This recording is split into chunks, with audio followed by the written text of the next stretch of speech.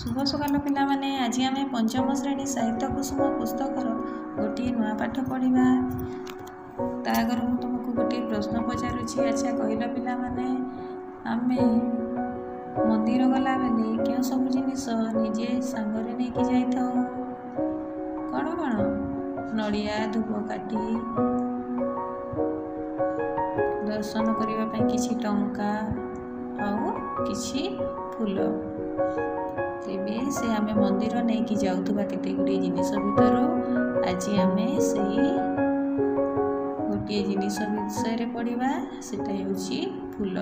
चलो समस्ते फूल कविताटी को बाहर कर। फूल फूलर कवि हेउछंती पंडित मृत्युंजय रथ।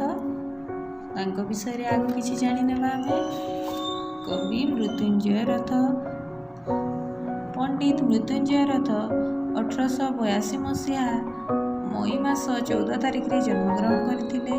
से केबे जन्मग्रहण करथिले 1882 मसीहा मई 14 तारिख। स्वल्प जीवन काल मध्य विक्रम वर्षी मुद्रा राक्षस मुच्छकटिक बेणी संहार इत्यादि संस्कृत नाटक को ओडिया रे एवं अद्भुत परिणाम उपन्यास और कर्मयोगी गौरीशंकर सारला चरित सरल ओडिया अभिधान सुखबोध व्याकरण इत्यादि पुस्तक रचना करी ओडिया साहित्य को परिस्पृष्ट करिसेंती।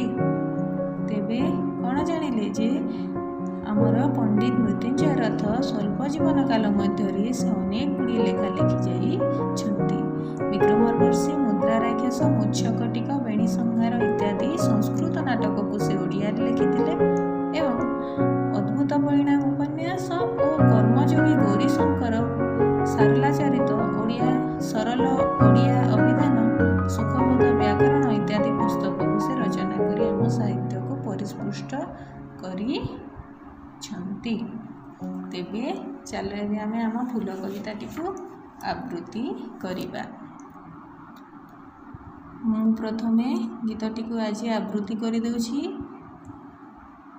तुमे माने मन देई सुन।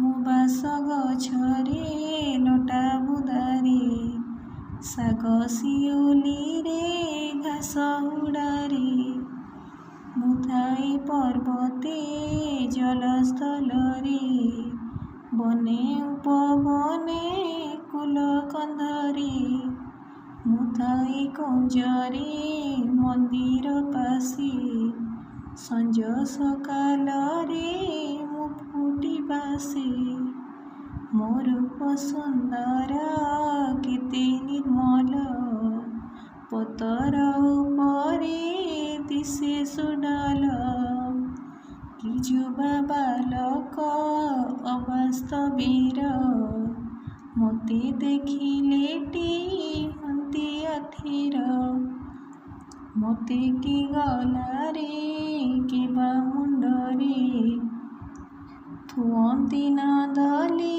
केही पयरे मो बासा चौदिके जाई चहटी पवन महकी थाए जानटी बणा होई धाई आसे भर आदरंती पशु पक्षी सकल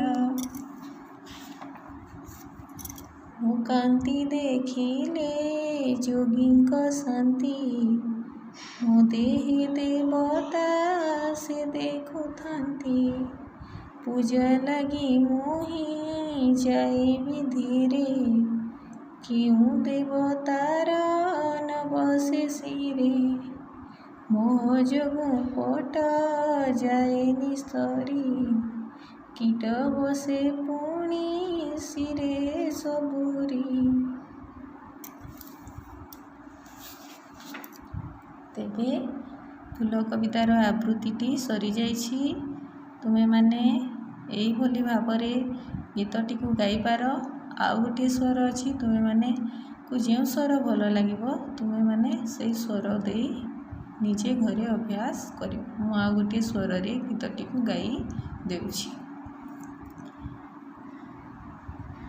मु ବାସ ଗଛରେ ଲଟା ବୁଦାରେ ଶାଗ ଶିଉଳିରେ ଘାସ ହୁଡ଼ାରେ